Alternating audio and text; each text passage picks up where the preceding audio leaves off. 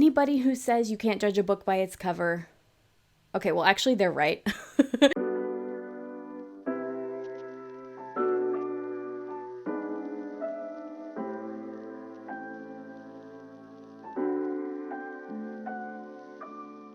Hey there. So today, I think I want to do something a little bit different. I think I'm going to take a look at some of our favorite cover designs on books and try and figure out what makes them work. What makes us like them? What makes them beautiful? In case you didn't know this about me, I'm actually a graphic designer. So I think I can maybe shed a little more light on why we like these specific book covers and what specifically is making them work. Book cover design is such an integral part of book marketing as a whole, not only for the traditional publishing industry, but indie publishing as well. It is so important. Anybody who says you can't judge a book by its cover, okay, well, actually, they're right.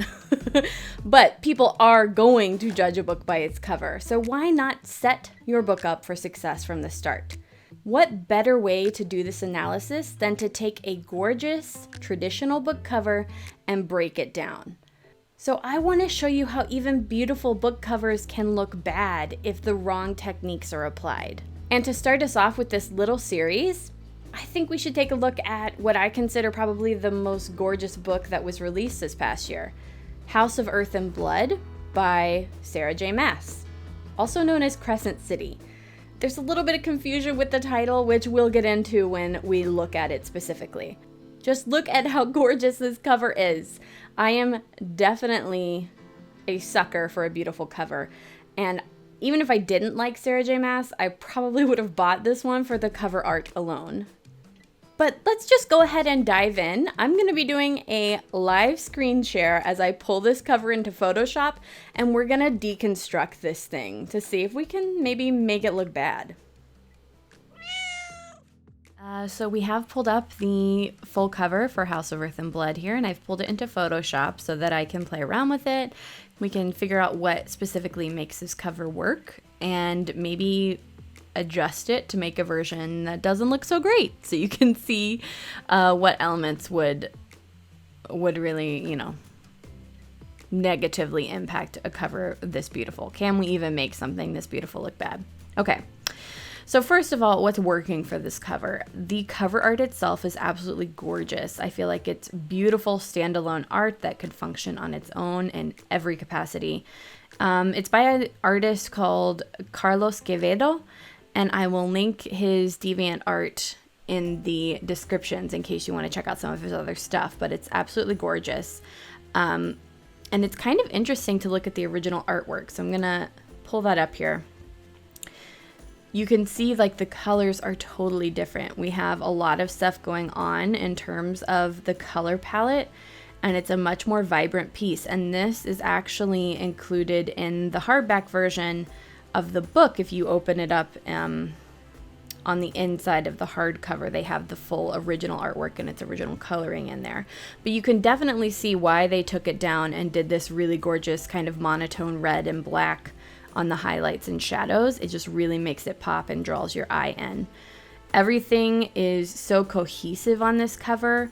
We have some custom font work. We've got the crescent moon pulled in, even in, I don't know why I'm gesturing with my hands. Let me use my mouse.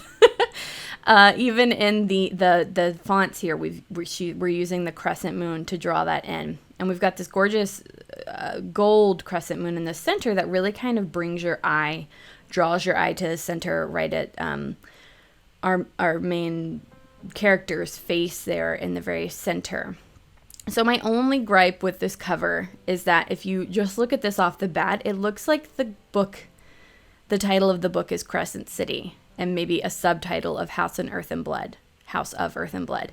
And I really kind of feel like that was a missed opportunity here, because I know I call it Crescent City, and all of my friends who've read this call it Crescent City. I'm not sure what you call it, let me know. But I think that they could have done a little bit of a better job there in terms of making sure that House of Earth and Blood was maybe the larger font. I'm wondering if they thought the crescent moon drawing you in here to the center was enough to bring your eye here first. But ultimately, it's not a huge miss, because we're going to call this series the Crescent City series, and I'm going to know when the next book comes out. I'll be interested to see what they do with the next book, actually, if they keep Crescent City this large on that one as well. But then we have this lovely balance. Sarah J. Maas's name at the very top is as equally big, if not bigger, than Crescent City. So it really balances out all of this space. And if you go back and look at the original art, there's all these like hidden details in here that have something to do with the book itself and the plot of the book. If you ever get art done for your covers or are looking at other art on different books that you love, it is a really good idea to have elements that maybe draw the eye in and look intriguing, but maybe you don't really know what it means until after you're done reading the book. That's always something that's really cool for readers to get into and to look into afterwards, because it's like you can find these hidden little details that mean more to you after you finish the story, and it feels kind of like an Easter egg, essentially. All right, so let's go back and talk a little bit more about this cover. So all of the elements are really integrated with one another. We even have some elements like this crow that we've pulled and layered on top of different things like the crescent moon. So it looks like everything is cohesive and fully integrated, which is really important. So let's take a look at a version without the text. So there we go. We've got that pulled off. I'm going to expand this so we can look here. If we didn't integrate that moon and it sat right on top, it really kind of would look a little bit off. It doesn't really look like it belongs with the rest of the artwork itself. So let's take that and pull that in here. And then I'm going to take a look at some text here that is just a generic font. So already we've really kind of taken away some of the aspects that made this cover really work, right? We've got weird fonts going on. They're just basic and don't really look like they are integrated. Maybe if we make city a little bit larger, even though I don't really think that's going to help anything. Let's make it 250.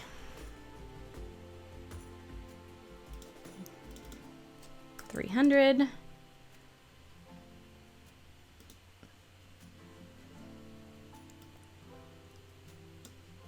Yeah, I mean, did that do anything? No, not really. But I think this is something that a lot of people kind of think, is that you can just take a cover art and maybe like layer these elements on top of it and then it works, and it doesn't really. Like, there's a lot more that goes into it.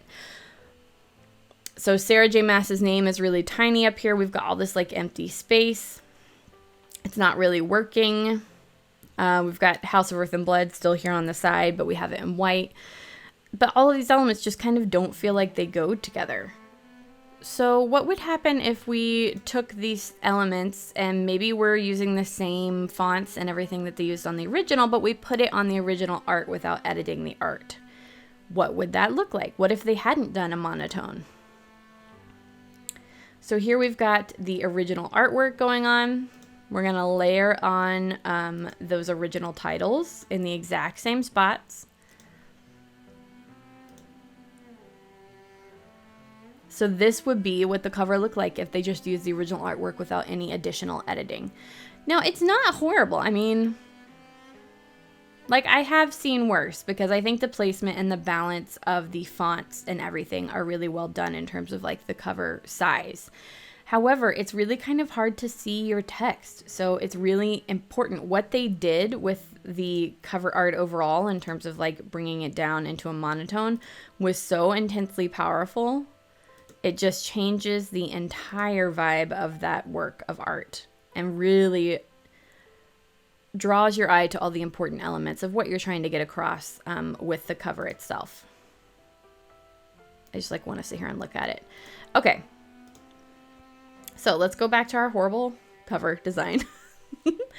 And something I see a lot, I think, is people using like serif fonts. I mean, anytime you're using any type of font on a cover that's not custom, it's going to cause some issues. So you want to do what you can to find either somebody who creates fonts or pull it if you know how to use Illustrator. I will often pull fonts into Illustrator and make adjustments from there, or just paying a separate creator for a custom font that they've looked for. That can go a really long way. And making sure that things are layered. I mean, layering helps so much.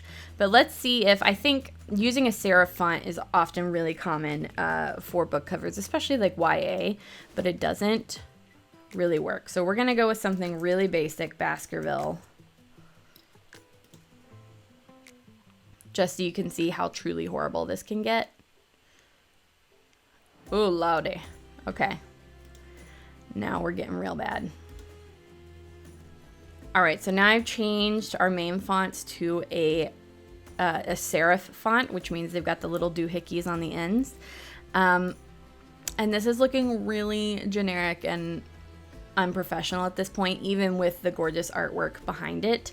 It really makes such a difference to have fonts that like work with what we're working with. Even if we, okay, let's take that moon and like go back to the original moon. Like that helps a little bit, right? Because it's kind of like layering things on, but you can't get past that font. Like you can't get past the bad font. You just can't. And then this is not balanced out at the top. So we've got this like heavy bottom. It's just not working overall. But I think to truly like round out this horrible cover that we've gone and designed, let's pull that original artwork without any of the color editing and like the monochrome color in, and maybe that will be our final, like the worst it can get.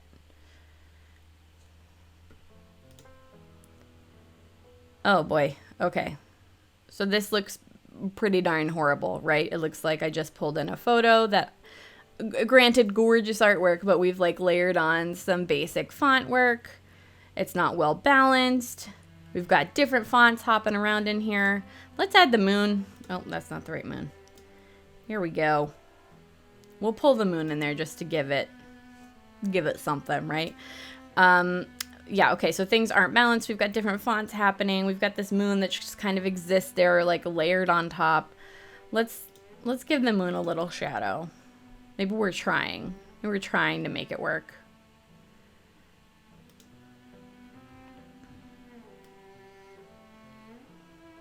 Ugh.